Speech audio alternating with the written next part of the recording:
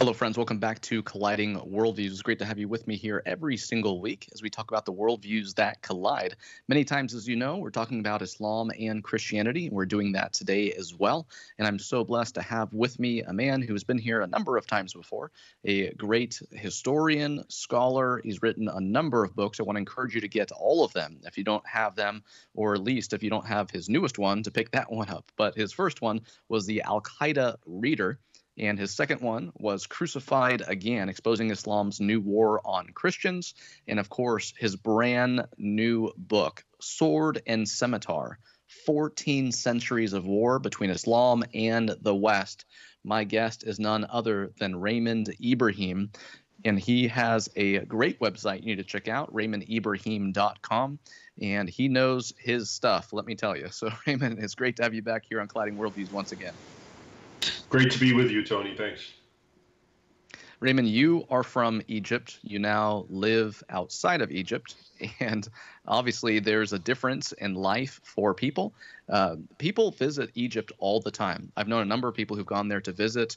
They like going on the great vacation there, going out and seeing the pyramids and everything. But many people, not just Christians, but of course, a lot of people here in America are completely unaware of what life is like for Christians in Egypt. And I want to get into that. You do talk about this.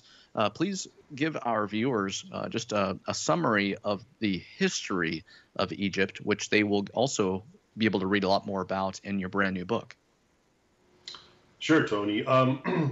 Egypt is an interesting country when it comes to the interplay between Islam and the Christian world, because it was arguably the most Christian nation that Islam invaded in the 7th century. People forget today. You hear, some people are aware of the Copts, the Coptic Christians and so forth, usually in a persecution context, which we'll be discussing. But in the 7th century, when Islam and the Arabs burst out of Arabia and started conquering and having these major battles, they were in Egypt essentially by 640. This is only 8 years after Muhammad died. And the Egypt that they entered was immensely different than the sort of, Egypt in the popular imagination. Okay, it wasn't Pharaonic, but it was heavily Christian. Alexandria in Egypt was one of the 5 most important sees, or basically ecclesiastical centers. Arguably at the time it was one of the most important. There's a whole long history about schisms and rival jealousies between Alexandria, Rome, Constantinople, etc. But really, for instance, in the 4th and 5th centuries, so many church fathers came out of Egypt, people that we forget today, but who are really very important to the articulation of historic Christianity. Athanasius, the father of monasticism, Anthony the Great, Origen, lots of church fathers were from there. And so the reason I tell you all this is because, again, when you think of Egypt, you just, it's an Islamic nation, a very tiny Christian minority. Actually, it was probably one of the most Christian nations at the time. And so the question is, well, what happened? And of course, what happened is Islam came. And Islam came, as I was saying, in the year around 640. It conquered and it invaded. And the records that we have from the time, again, they contradict the narrative of a sort of peaceful Islam spreading in somehow around the world. It was just havoc, invasion, chaos, atrocities, obviously, the sort of ISIS thing, but again, to the 100th power, some that sort of thing, mass invasion. And the records that we have we actually have good primary sources, including from eyewitnesses of these very early 7th century invasions. And they just basically say what we're talking about, which is not only did they went in and they burned the church of, for instance, St. Mark of the Gospel of the same name. He's the one that's believed to have evangelized Egypt in the first century AD. And so, of course, he had a church, place where he's honored, and that got burned along with so many other churches, which is something, of course, we think of today. Churches getting burned and attacked and bombed in Egypt and other Islamic nations. Well, that was going on from the very start. Okay, so they came in the 7th century, and the Copts, the word Coptic, by the way, just to clarify it to people, it just means Egyptian. And again, it reminds you that Egyptians were Christians, because the Greek word for Egyptian that we have, Egyptian, is Aegyptos. And that's how we get Egypt. And so the Arabs, when they entered and they saw these Aegyptos people, they just called them Gipt. And that, of course, in English became Copt. So that's really all Coptic means. It just means Egyptian, but in an older transliteration. But it also means Christian, because they were all Christian at the time in the 7th century when Islam invaded the indigenous population, that is. So after the 7th century, when Islam came, you literally watched Christians go from being, well over 90% of the population to slowly being chipped down and down and down, bit by bit by bit. One historian who I quote in my book, in Sword and Scimitar, is an Egyptian medieval historian. His name is, he's known as Al-Makrizi. And his writings are very voluminous, and he talks, he really covers the early and medieval era of Egypt. And it's amazing because when you read him, he'll talk about the sorts of things that were familiar from headlines today. Muslims, rioting around a church, burning a church, killing priests, and so forth. And then you get all these episodes of mass sporadic attacks, burning Copts alive in the street, raping the women. And then what's interesting is after he gives you these long bouts, he says, and after this happened, many of the Copts became Muslim. Allahu Akbar. And and unwittingly, he really gives you a reflection of what caused Egypt to go from a Christian majority nation to a Muslim majority nation. And it's that sort of thing. But also the what's known as the dhimmi system, which the Copts and also the Jews who were living in Egypt had to live under, which was basically not only you pay jizya or tribute, but you live like a third, fourth class citizen. Your rights are extremely curtailed. Well, obviously to a lot of people in general, but in this context, a lot of Egyptians, Coptic Christians, they couldn't live like that, and so they just converted. And so every century that passed by, you would see this sort of combination of sporadic attacks, and then terrorist attacks, as we would call them today, plus that system of basically exploiting the Christians of their money and their status, always just kept making the population keep shrinking and shrinking and shrinking and shrinking until it's what we have today. And there's some really dark pages in history for the Copts, especially under, they're known as the Mamluk or the Mamelukes, which was basically a dynasty that ruled for centuries in Egypt soon after Saladin. So sometime, post 1200 and after, well into about 1700s. And this was, to understand it, these rulers of the state, well, first of all, there were slaves in origin. There were slaves who were raised to become jihadis, and then they became heads of state, okay? And they had this jihadi mentality. So it's not unlike having the Islamic State run a country, okay? That's what happened to the Copts. They were just openly abused, killed. If you spoke the language, the Coptic language, and this is why it eventually died out, your tongue would get cut off. The Coptic language, by the way, was essentially the Pharaonic language. It's the language that the pharaohs spoke, but it was used with the Greek alphabet plus 6 or 7 other characters for sounds that weren't being pronounced in Greek, but in Coptic. And so that was eventually banned, and it only exists now as a liturgical language. So that sort of thing, went on and on and on until the Copts were a tiny minority, until really the colonial era. In the colonial era, you basically have European powers entering the Islamic world, including Egypt, especially Britain, but earlier France. And it's not that they empowered the Christians, but they enforced the sort of neutral religion thing. And so the jizya was abolished. Muslims could no longer, extract extortion money, essentially, from Jews and Christians in Egypt and all around the Islamic world and the Ottoman Empire at the time. And so it's often seen as the golden era for Christians in Egypt, and really Christians all around the Islamic world, because Muslims themselves were essentially retreating from the Islamic mentality and westernizing because the Western way was a successful way. And this is, again, another one of these ironies of history, because we, I think, often subconsciously think that people progress through time. But it's an interesting thing that a century ago, Egyptians were a lot more progressive in dress and in thinking and in mannerisms than they are today. And that's because they were very much a product of the sort of colonial era. So religion was not a huge factor. Copts had their rights and so forth. And the problem with this is, I think it's colored the way people see all history, because it's the recent history. And so when you think of what's happening to the Copts today, which we'll be discussing real quick, and then you think about the earlier history, which is the more recent history, which is the early 1900s and late 1800s, you see the Copts had it pretty well. And so the question becomes, well, what happened? What went wrong? And what's wrong is the question itself is wrong, because if you move past this short golden era, as it were, and you look at the other 1,000 years, you will see basically the Copts and the Christians being treated like Christians and Yazidis under ISIS for 1,000 years. And so, but again, that sort of history, which I went to some pains to document because it's not being mentioned anymore and it's sort of sidelined, is the more prominent history. And really that leads us to today, because as the Muslims are now, as the West retreats from its own heritage and its own beliefs, if any, Islam is becoming more aggressive.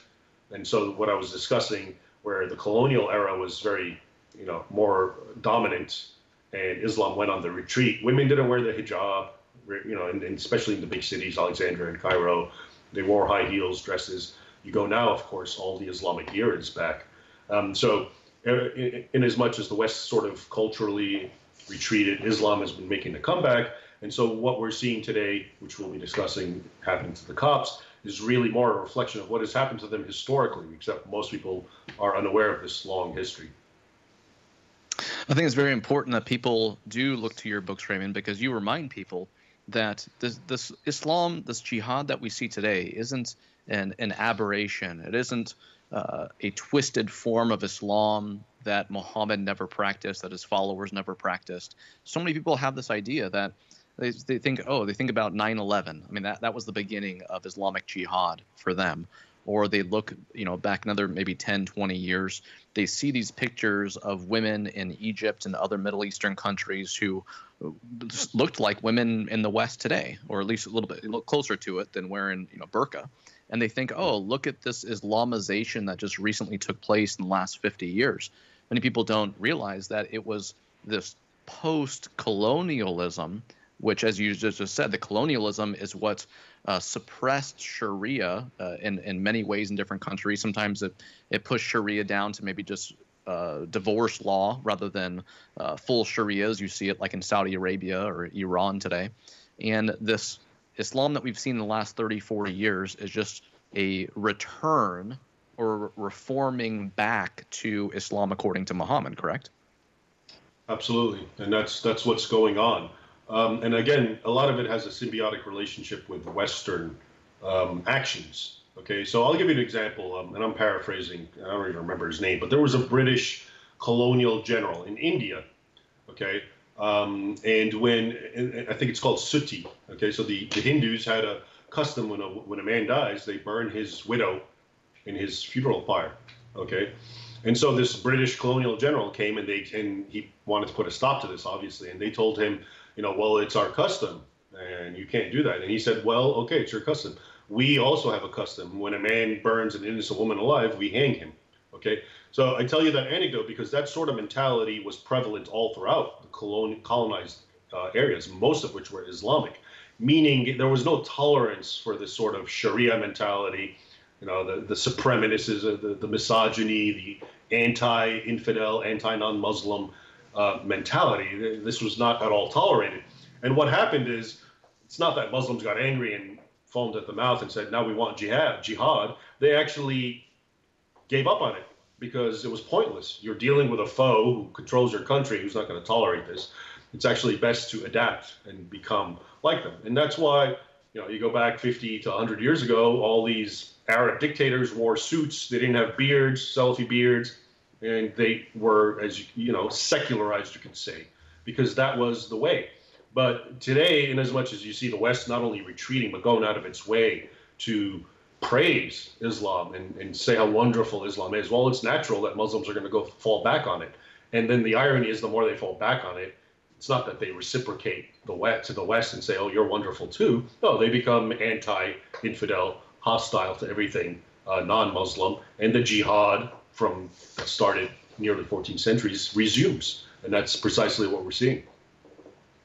Now, when the Ottoman Empire fell in 1924, that was the caliphate that Muhammad originally established and just continued on with new caliphs over and over again. Fell in 1924. 4 years later, in Egypt, Hassan al-Banna created the Al-Ikhwan al-Muslimin, the Muslim Brotherhood. Of course, their goal is the same as the jihadists. They just have a different method of operation, but their goal is to have the world under Sharia. We see Muslim Brotherhood front groups throughout America, and their goal is the same, but they are willing to work with the political systems. As you just said, they're usually don't have a Salafi beard. They are wearing a suit. They seem real nice, and the media just soaks up whatever they have to say. We see CARE as the main go-to people on anything in the news that has to do with a Muslim, especially some type of jihad event that takes place. What would you like to share with our audience about the Muslim Brotherhood and its growing in Egypt and what's going on with that today? Well, the Muslim Brotherhood's origins in Egypt is a perfect example of the sort of thing we're talking about, because they came at a time when Egypt was, this is back again when, men and women weren't really dressed in the hijab. They were more cosmopolitan, and so were men. And so they really had to, walk a fine line. And so as one of many examples, sometime in the 1950s, the head of the Muslim Brotherhood at the time came and told Gamal Abdel Nasser, the Egyptian popular, very charismatic president at the time of Egypt, that he'd like, for him, Gamal Abdel Nasser, to issue some kind of decree that all women start wearing the hijab. And so there's a video of Gamal Abdel Nasser telling this large audience of this conversation. And all he does is mock it and says, give me a break. You can't even get your daughter to wear the hijab. You want me to tell millions of women in Egypt? And the crowd laughs and roars in laughter. And so my point is, just the very idea for a woman to wear a hijab was just laughable to people in the 1950s, as early as the 1950s. So my point is, with the Muslim Brotherhood, is they grew up in this paradigm. And so from a very early start, they had to learn to really be engaged in the sort of in a sort of clandestine Islamization process. So it wasn't about screaming jihad and looking like a Muslim with a Salafi beard and, doing this sort of thing. It was dressing in a suit, shaving your beard and mustache, and, worming yourself within the system and the institutions of Egypt. And so they really perfected that. And that's what you're seeing here today. It's the same modus operandi that was perfected in Egypt for the reasons that I'm discussing. And it's been brought here and it's being used in the same way, because in its inception, it's very clandestine and dedicated to subversion. And so the Muslim Brotherhood and all its offshoots, CARE and so forth, that's why I think they can be very influential, because they're not ISIS screaming, Islamic jihadis. They work within the system. They're smart enough to play the game. And again, it goes, and it's interesting to see how it's grounded in this long history we're talking about. And unfortunately, the jihadists who do make the nightly news are a distraction from what the political Islamists are doing behind the scenes as they build relationships with political leaders, religious leaders, law enforcement, etc. The video that you talked about with Gamal Abdel Nasser laughing and the whole audience laughing, I actually have that clip in my presentation called The Muslim Brotherhood, Origin, Identity, and Agenda. To go to vimeo.com/Tony Gurley, you could see that. I also have a slide in there that talks about the Muslim Brotherhood, and obviously the whole presentation is about them, but there's one slide where I let you know that the Muslim Brotherhood is completely illegal and underground in Syria. If you are known to be a member of it, it's the death penalty. In Jordan, they openly are part of elections and all of that, where in Egypt, where you're from, they're not legal, but they're usually allowed to function most of the time, as long as they aren't just out there and trying to overthrow the government, of course. Very interesting dynamic there. And we see the different presidents, Gamal Abdel Nasser. We have the Arab Spring that people saw on the news a number of years ago, where the Islamists did take power for a short time. Today we have El-Sisi. How is El-Sisi working as a Muslim himself, but also we see how he is more lenient and, at least news-wise, seems to be helping the Christians in a little bit. What's your take on that? Sisi is sort of a divisive character amongst the Copts. Some love him, Some think he's, great. Some say he's actually playing a game. He's distorting. He's an apologist. He's a Salafi, and so forth. My take is, I can't get into his mind and his heart, so I don't know. But my take is that, he says a lot of good things. He says the right things. He engages in very positive gestures. He goes and congratulates the Copts in their cathedral during Christmas and so forth, whereas previous presidents didn't. But at the same time, it's arguably worse than ever for the Copts in Egypt under his tenure. I mean, some of the worst bombings of churches have occurred and that sort of thing. You can make the argument, well, it's terrorism. He's fighting terrorism. What do you expect him to do? And I think that's a legitimate argument. But other people think that he's actually, he's turning a blind eye intentionally, that in his heart he'd like to see this, the sort of attacks happening to the Copts. So he's really, it's short of actually knowing what he's trying to do. In his defense, I will say that I believe there's only so much one man can do, president or no president. If you have a culture that is so that is repeatedly taught to hate the infidel in their midst, which in this case is the Coptic Christians, then what can you do? So much. But then on the other hand, he's allowing this to happen because he allows these sorts of curriculum. Al-Azhar University or in Egypt, every time you see a report coming out of how they're using the same texts and radical material that ISIS relies on. Okay, and this is under his nose. And the main thing that I think is very legitimate is he, like other presidents, has kind of created this culture of impunity, okay, where all these attacks that happen on Copts, burning their churches, or the regular thing now is, Copts the rumor that they're building a church creates riots and chaos, and sometimes people get killed, the buildings burn down, and nothing happens legally, okay, and oftentimes those who do this are just let off the hook, okay, but then, even though churches are being shut down and the mob has the final say, Sisi will build a church out in the desert where virtually no one can even visit. And then it'll be over the media and he'll take American dignitaries there and show them. And then they'll say, wow, how wonderful religious freedom is in Egypt. So, he's obviously, a politician in that sense. But what can he do? He can enforce the law more. His own ministers are responsible for this because it always comes out that people in government, including higher ups, are turning a blind eye to the sort of persecution that happens to the Copts. So he can at least, hold people accountable and make some changes. Having said that, the culture itself is rife with this sort of hostility for the Christians of Egypt. So that, it makes you wonder, what can someone do? And this again goes to the problem that it's not about one person, it's not about one group. It's something within the actual civilization itself that's been evinced past and present. Raymond, we have just a few minutes left. If people watch the mainstream media, they're not really going to get any of this news about persecution in Egypt that you talk about on your website every week. Again, RaymondIbrahim.com if you want to get more of that.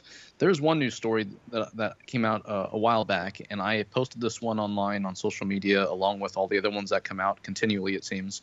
Expose: Life in Egypt is Hell for Christian Women. Can you enlighten our audience here in America what life is like on a daily basis for Christians there, women in particular? Well, the thing for women is, they got a double whammy going on. So on the one hand, they're infidels, which is bad. On the other hand, they're women, and which makes them second-class citizens immediately, because the Islamic mentality is very much, you can call it misogynistic if you want, certainly patriarchal. And women are, Islamic law is such that two women are equivalent to one man when it comes to court of law testimonies. So obviously a woman's rights are very much diminished, and then it's exasperated when she's also an infidel, because a non-Muslim, their rights are also diminished. So in many ways, they're just free game. And especially, for instance, in Egypt, if you're usually Coptic Christian women obviously don't wear head veils or hijabs, and they dress and look very westernized in their dress. They will be immediately, sexually harassed in the streets, and really, treated, possibly raped quite easily, or kidnapped. Kidnapping Coptic women is a very common thing all throughout Egypt, especially in Upper Egypt. So that's the issue for women. But as you were alluding, it's the same for men, and not as bad, again, because of their gender. But it's the same, pressures. The thing about Egypt is, we see the big attacks, the sensational bombings and burnings of churches, not so infrequently anymore. But they're not daily occurrences. But the daily occurrence is the small things. The entrenched discrimination in schools, in every social part of life. It gets to the point that most cops don't even complain about it, because that's just, they're born into that sort of thing. Everyone accepts it. And then all they would complain about is being murdered and slaughtered and having their churches bombed, because that's the big thing. But it's very much entrenched, again, as I was saying, in the culture, in the society, not just of Egypt. You see the same patterns all throughout the Islamic world. And I think this is important to keep in mind. And I discuss it very much in my my other book, Crucified Again. It's important to really connect the dots and see that you have all these different countries, the Philippines, Nigeria, Somalia, Turkey, and different languages, Iran. You have different races, ethnicities, different nationalities, and you see Christian minorities all being attacked in the same exact patterns: bans on their churches, attacks because they're blasphemers, women especially being singled out. And you find out really the common denominators, these are all Islamic nations. Okay, so Open Doors, which prepares every year an annual list of the worst nations that persecute Christians, usually the 50 top worst. This year, as usual, 37, I think, or 38 were Muslim majority. And so that really tells you you're dealing with something that's not limited to Egypt. And it's something very much ingrained to the civilization of Islam, because it's on record in the past, all around. It's on record in the present, and the patterns are unwavering. Excellent. Raymond, very informative as usual. Thank you so much for being here once again on Colliding Worldviews. I want to encourage people to go to your website to get your brand new book, Sword and Scimitar. And of course, as Raymond had just mentioned, also get his last book that he wrote, Crucified Again, Exposing Islam's New War on Christians. Both very informative books that will get you up to date on what's happening over there. And of course, Sword and Scimitar pointing you to 1,400 years of war between Islam and the West. Raymond, thank you so much for being here once again. Thanks for having me, Tony. It's always a pleasure. Friends, pray for the Egyptians. Pray for Egypt. Egyptians are not Arabs. We want to make that distinction there. Egyptians are proud of being Egyptian, and they are a group where, again, at one time, it was all Christian. And is Islamic Jihad that changed that, and that's why we see life like what it is today. Thank you so much for being here on Colliding Worldviews. We'll see you next time